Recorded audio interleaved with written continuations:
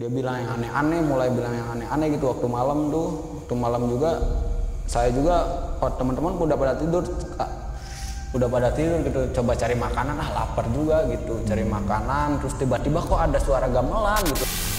Kita carilah terus tiba-tiba tuh ada di pas turun ke bawah itu deket pohon gede kayak gitu, tiba-tiba ada kakek-kakek, kok aneh gitu. Di gunung ada kakek-kakek. Gitu. Seorang kakek-kakek di situ. Iya, ada kakek-kakek, kok aneh gitu. Kata dia bilang kayak gini kan dia bahasa Sunda kan, nggak bisa bahasa Indonesia gitu. Jang, kata dia. Jang itu ngegendong saha cenah ngetek itu. Kata dia bilang kayak gitu. Iya. Ke saya bilang kayak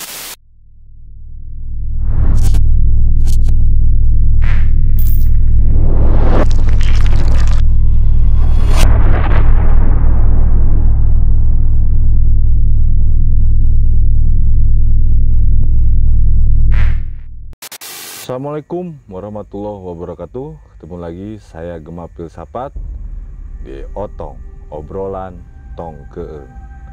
Kali ini saya dengan narasumber berasal dari Bogor, yaitu Kang Juang, yang mempunyai cerita horor di Gunung Salak.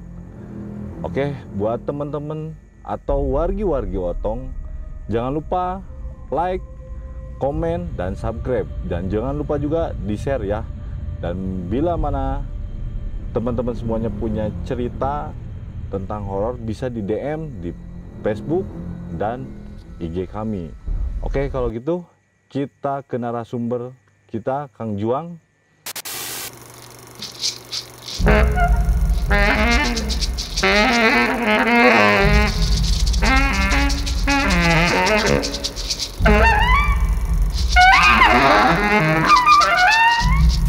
Oke, Kang Juang, aduh, sehat?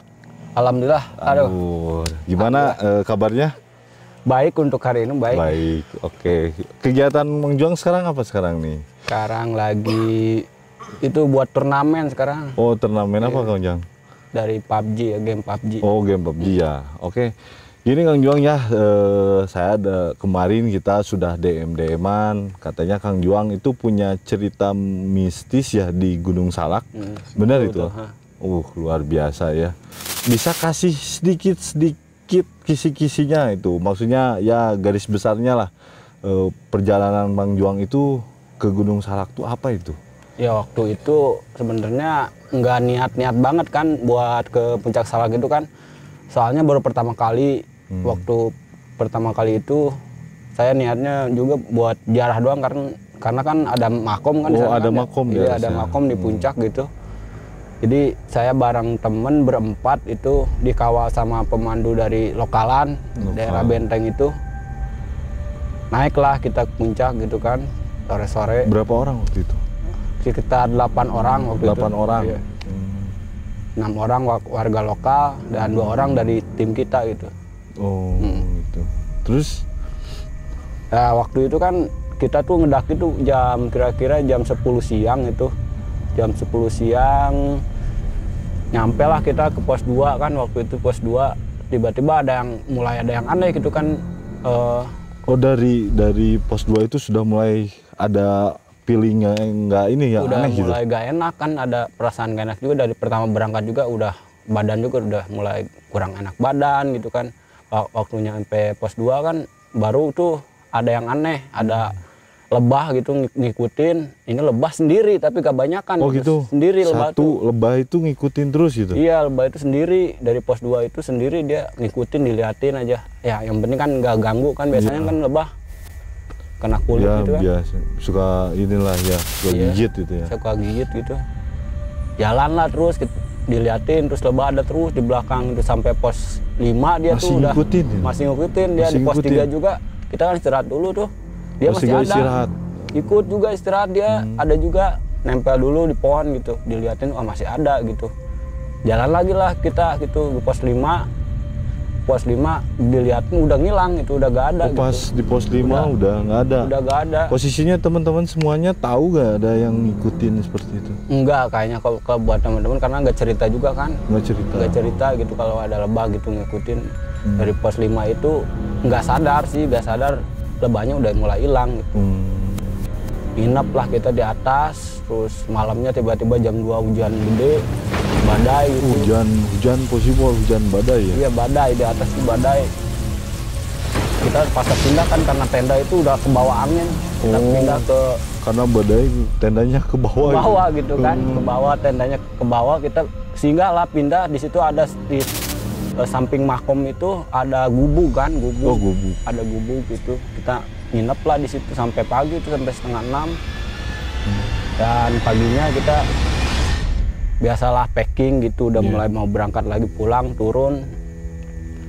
Sebelum itu kan saya nyoba doa dulu lah di makom gitu kan, sendiri gitu. Siapa itu kan? Di makom Raden Hasan di situ. Oh, Raden Hasan. Puncak Gunung Salak itu ada makam Raden Hasan. Raden Hasan itu makom petilasan kayak gitu. Oh, petilasan ya, makom berarti ya. Terus turunlah kita kan tuh, udah baca doa, turun, ketemu lagi lah di pos 5 gitu, perasaan ada yang ngikutin gitu. Oh, ada yang ngikutin kembali ketika pulang itu. Iya, tapi beda gitu, yang ngikutinnya kita kira-kira 10 meter dari arah kiri, dia posisinya dari kiri tuh. Sosok apa yang ngikutin itu? Macam kayak jawara gitu, jawara pakai putih-putih gitu, pakai sorban putih-putih, tapi dia terbang, keadaannya terbang terus aja ngelihat, posisinya ngelihat. Iya, kita kan lirik gitu kan, lirik perasaan ada yang ngikutin terus gitu kan, lirik gitu. Jalan lagi, ada lagi gitu, ngikutin lagi 10 meter lah ke kiri gitu. 10 meter ya? Iya, tapi kok anehnya bisa nabrak-nabrak pohon gitu kan. Oh, tembus pohon. Wah, gitu. Gila, merinding. Terus jalan terus ke bawah, di pos 3 berhenti lagi kan, di pos 3 istirahat lagi, masih ada juga gitu. Tapi kadang-kadang kalau kita berhenti itu hilang dianya gitu. Oh, pas ketika grup Akang berhenti itu dianya hilang. Posisi gitu. Yang ngikutin tuh hilang. Tapi tiap kita jalan gitu, saya jalan gitu, dia ngikutin terus sampai bawah gitu. Melayang posisinya. Iya, melayang, dia terbang gitu, tapi nembus tanggal gitu. Semua tim ini lihat gitu. Iya. Terus apa lagi? Ya jalan lagi terus ke bawah lah gitu, sampai ke bawah. Nyampe lagi lah pos 2 gitu. Pos 2 nyampe lagi pos 2. Udah nyampe situ dia mulai gak ada lah gitu, hilang, udah mulai hilang lah. Udah mulai hilang. Setelah itu apakah ada pengalaman lain setelah Akang pergi dengan grup Akang Jara terus diikutin, ketika Akang pergi diikutin dan pulang juga diikutin? Nah, setelah itu apakah ada kejadian lain ketika naik Gunung Salak lagi? Iya, waktu itu pernah juga sih, kali kelima mungkin ya, saya ngedaki lagi gitu kan, nyoba jalur baru kan. Saya coba jalur baru gitu. Coba jalur baru kan biasanya lewat benteng situ, benteng. Kita nyoba jalur baru lah gitu. Berapa orang? Sama temen tuh tiga orang.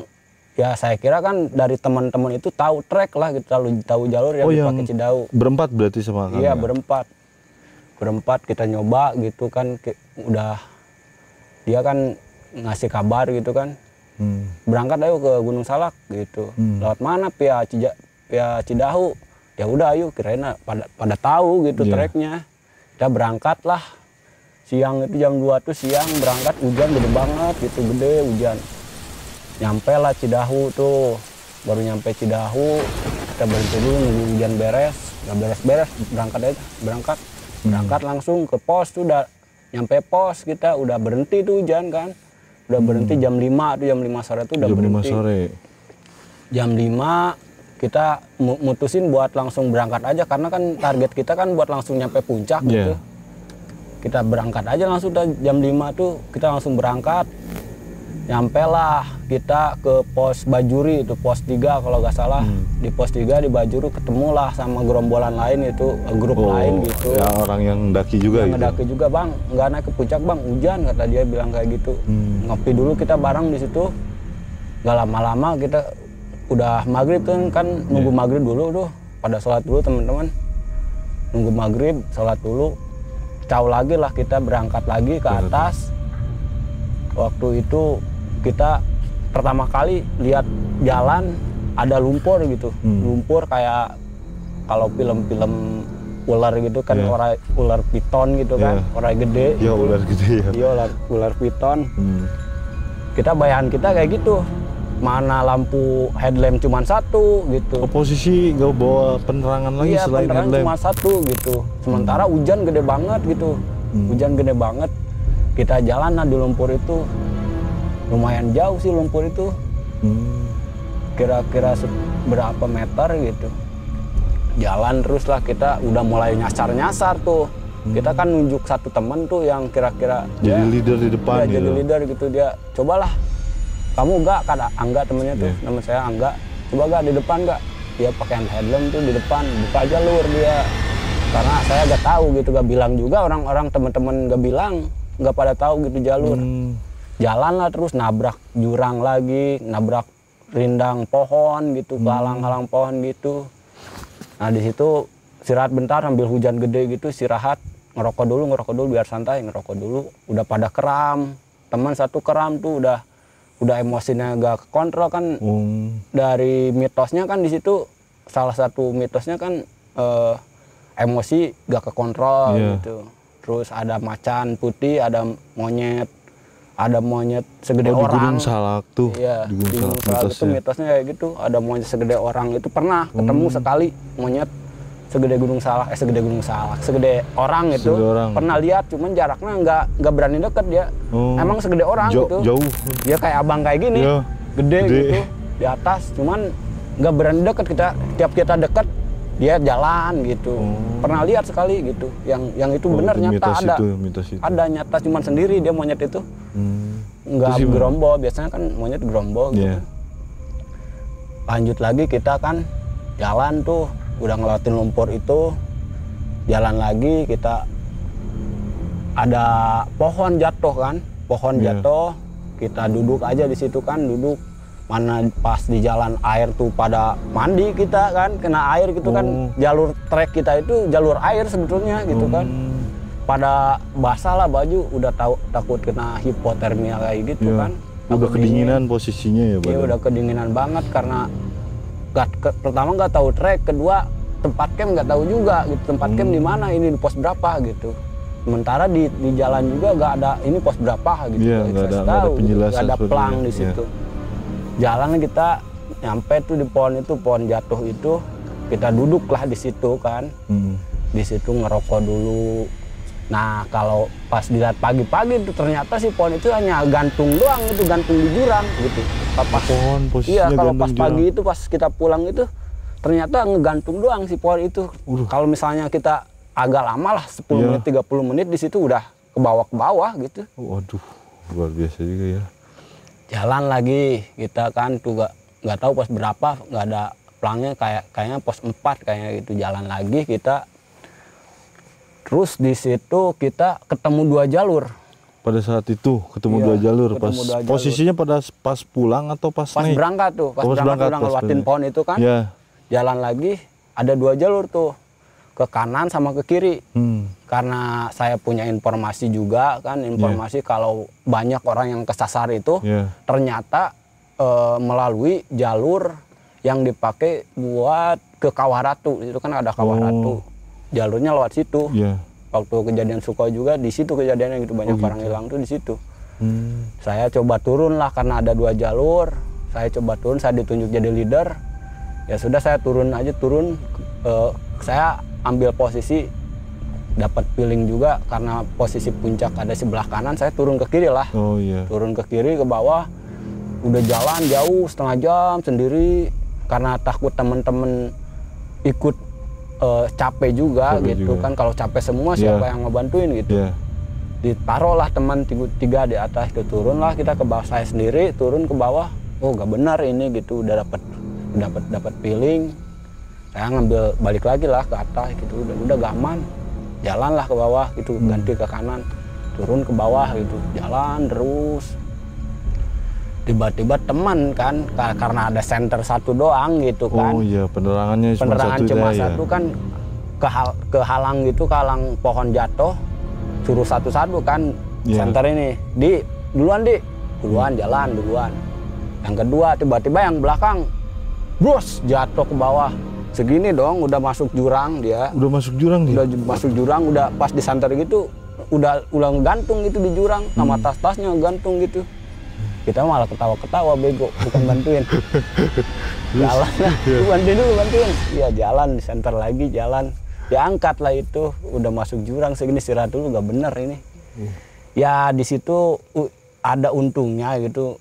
Ada untungnya, kenapa dibilang untung, karena kita diselamatkan oleh kabut waktu itu.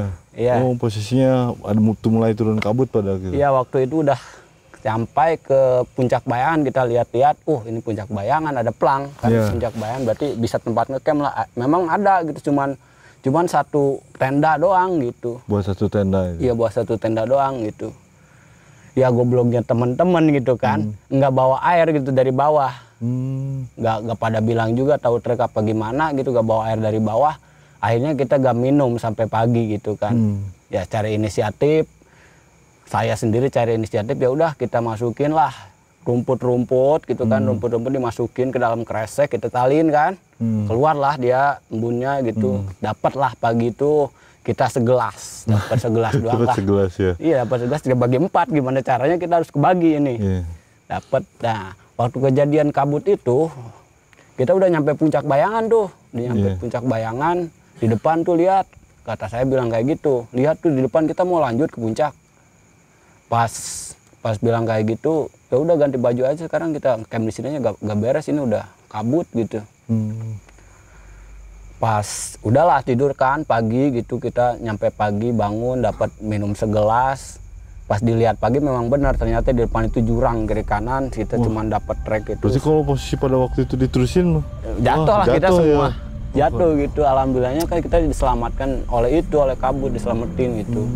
Pas dilihat pagi-pagi dilihat trek gitu, kita hiking kan ke atasnya, gak bawa alat lagi, hiking lah ke atas. Kita pas dilihat memang jauh jaraknya gitu, jurang itu cuman nginjak akar tanah dikit doang gitu, cuman segini lah treknya gitu, segini doang.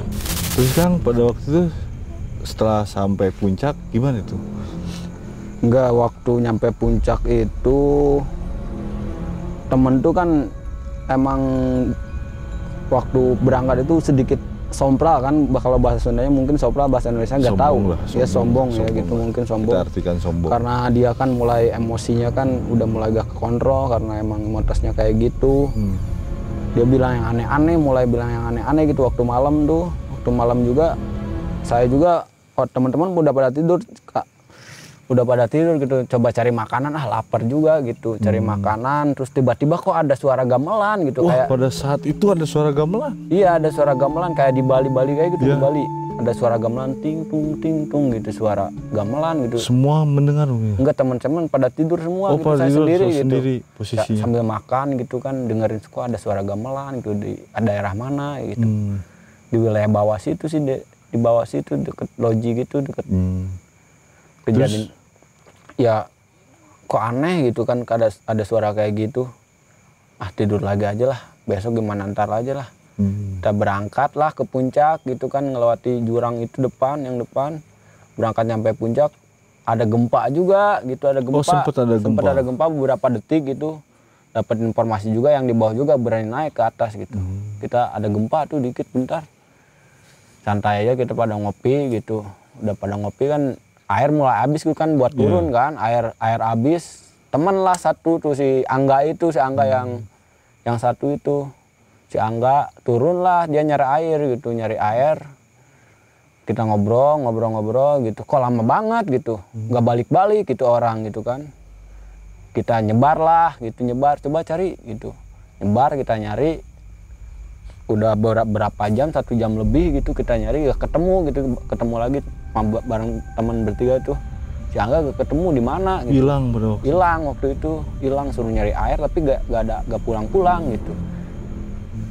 Kita cari lah terus tiba-tiba tuh ada di pas turun ke bawah itu deket pohon gede kayak gitu, tiba-tiba ada kakek-kakek, kok aneh gitu. Di gunung ada kakek-kakek gitu. Seorang kakek-kakek di situ. Iya, ada kakek-kakek, kok aneh gitu, di gunung ada kakek-kakek gitu. Kan ini di atas puncak gitu, kok ada kakek-kakek gitu.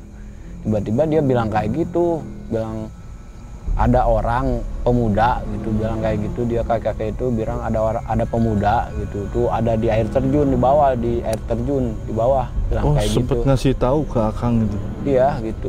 Kita tanya, Pak mau kemana gitu. mau ke atas Jang gitu kan, orang Sunda aja bahasa Sunda gitu, mau ke atas Jang, badai ka luhur cek mana teh. Oh badai ka mana? Dia sambil ngomong kayak gitu, sambil jalan sambil ngomong. Jalan, ya? Tuh ada pemuda di bawah di air terjun, dia bilang kayak gitu. Ada pemuda di bawah di air terjun gitu doang, sambil jalan tapi dia gitu. Siapa pemuda di bawah gitu? Kita pikir-pikir sambil jalan sambil mikir si Angga kemana gitu. Oh ternyata pas kita telusuri, coba kita ke air terjun mungkin bisa gitu, bisa mungkin gitu ke situ. Itu kan nyari air kan. Ya, posisinya gitu. Nyari air pada waktu itu kan. Ya turun ke bawah gitu, kita ketemulah gitu si Angga gitu. Diam aja di batu gini, diam aja di batu ngeliatin air terjun, diam aja. Dengan gini. Pandangan kosong mungkin ya? Iya, matanya merah gitu, kosong, ditanya juga diam aja gitu. Pandangan kosong, lihat aja ke air terjun. Gak gitu kan disautin gitu, gak.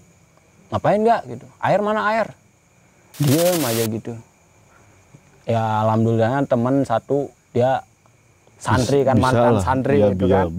Bisa lah dia gitu. Terus baca doa. Dia sembuh juga dia kan, sudah mulai sadar. Ini di mana? Kata dia bilang kayak gitu. Oh dia posisinya nggak sadar berarti kalau gitu. Iya, waktu di situ dia nggak sadar. Perasaan tadi di puncak ya gitu kan. Perasaan di puncak. Kan tadi suruh ngambil air gak ke bawah gitu, suruh nyari air buat pulang, kita gak ada air gitu. Setelah itu apa yang terjadi? Waktu itu kan kita tadi habis packing kan, habis ketemu sama si Angga tuh, alhamdulillah ketemu. Packing lah kita, habis packing tuh kok ngerasa badan tuh ada yang berat gitu kan. Coba tanya lah. Akang. Iya, badan sendiri tuh kok berat gitu, kayak ada apa gitu. Coba tanya lah kasih Angga kan ke teman yang lain gitu. Gak, badan lu berat gak gitu? Ngerasa berat gak badan? Ah, lu mah paling gandong orang gitu kalau bahasanya kan. Siapa paling nggak gandong orang, nggak gandong jelma gitu. Kan dia emang orangnya kan dari awal pertama kita berangkat sompral kayak gitu gitu. Ah, udah agak pikiran macam-macam, paling capek doang gitu, mungkin capek gitu kan. Udah beres packing gitu, berangkat turunlah ke bawah, kita gak salah lama-lama turun aja ke bawah, turun ke bawah gitu kan. Tiba-tiba tuh di tiap perjalanan itu, tiap pos, tiap jalan, si Angga tuh tiap jalan cuma 5 langkah doang berhenti gitu, minta berhenti. 5 langkah berhenti lagi. Kenapa gak? Berat badan gue cuma teh. Kata dia bilang kayak gitu, berat badan, rasa berat gitu. Padahal dia gak bawa keril, karena keril kan udah kelihatan capek si Angga, keril dioper lah ke teman yang lain gitu, dioper biar teman yang bawa, dia dibantuin gitu, dioper ke temen tapi tiap jalan tapi dia minta berhenti gitu. Padahal air ada gitu, suplai makanan ada gitu. Tiap jalan berhenti lagi gitu. Nyampe bawah gitu. Akhirnya kita nyampe lah gitu, turun ke bawah, udah mulai deket ke pos akhir kan. Di pos akhir berhenti lagi di Bajuri tuh, yang ke kanan buat ke Kawah Ratu tuh. Ke Kawah Ratu ada lah gitu, ada kakek-kakek. Kok kemarin perasaan lihat kakek-kakek ini di puncak. Kakek-kakek yang kemarin ngasih tahu itu ketemu lagi pada waktu itu? Iya, waktu itu ketemu lagi tuh di pos yang itu, yang pos Bajuri itu, ketemu lah. Kata dia bilang kayak ini kan, dia bahasa Sunda kan, gak bisa bahasa Indonesia gitu. Jang, kata dia, Jang itu ngegendong saha, cina cek menetek gitu. Kata dia bilang kayak gitu. Itu? Iya, ke saya bilang kayak gitu. Juga. Itu ngegendong siapa? Ngegendong saha Jang, etas ngegendong saha Pak, cek kurang gitu kan. Kata saya bilang kayak gitu, ngegendong saha Pak gitu. Eta ning putri geulis cek mana teh. Awewe gitu. Cewek gitu, cewek cantik gitu. Dia bilang kayak gitu tuh, si A itu cenah gendong saha, cenah gitu. Ngadong saha. Jalan lagi dia bilang kayak gitu doang, jalan aja dia gitu ke arah Kawah Ratu itu, ke kanan itu. Dia bilang kayak gitu. Gendong padahal siapa posisi gitu. Banyak orang yang hilang ke Kawah Ratu. Ke arah situ, ke arah Kawah Ratu itu dia ditepuk tuh si Angga kan, ditepuk, Jang itu ngegendong saha cenah gitu. Bilang kayak gitu. Dia ngendong gitu, dikepuk lah, dia ditepuk, pundaknya ditepuk si Angga gitu.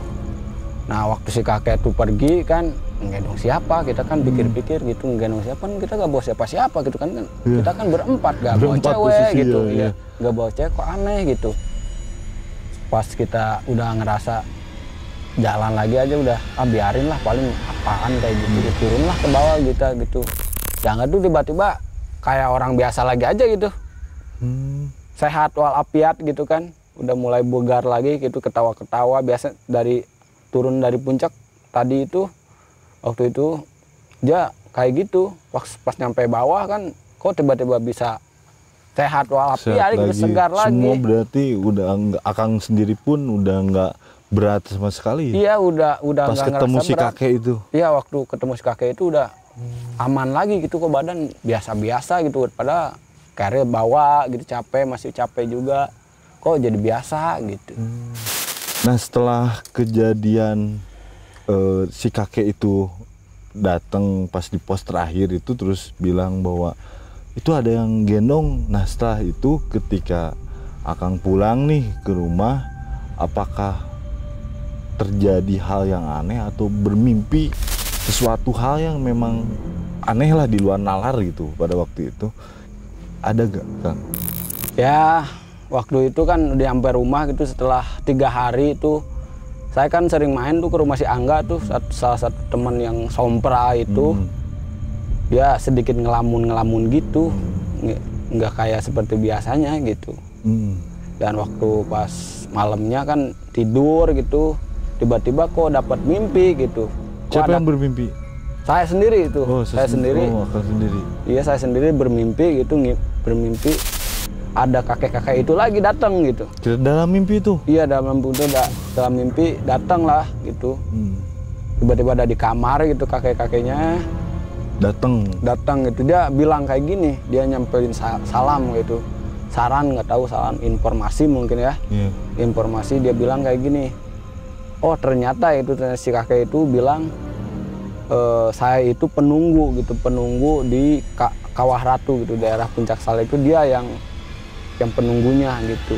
Oh, dijelasin dalam mimpi itu bahwa dia tuh penunggu Kawah Ratu tersebut. Iya, dia bilang siapapun yang ketemu sama saya, dia bilang kalau dalam bahasa Indonesia kayak gitu, siapapun yang ketemu saya gitu, insya Allah selamat sampai rumah gitu. Oh, mungkin ada hodam baik ya, kalau di istilahnya Sunda ini ada hodam baik dan ada hodam jahat juga. Mungkin salah satunya kakek ini hodam baik ya. Iya. Yang dari berangkat terus pulangnya itu ketemu sampai menunjukkan siapa temen Akang itu yang di air terjun, terus ngasih tahu ada yang ikut dari atas. Sosok kakek tersebut sampai ke dalam mimpi pun dikasih tahu ya. Iya.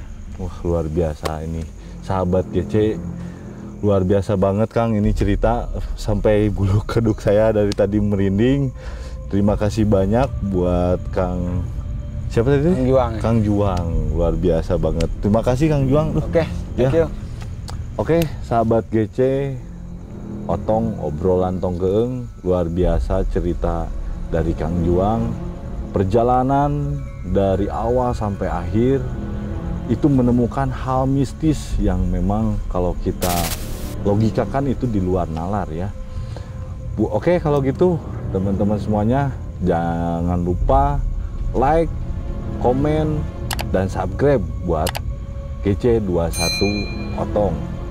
Terima kasih dan jangan lupa di-share ya video-video kita biar kita tambah semangat, kita cari-cari kembali narasumber yang memang luar biasa ceritanya seperti Kang Juang.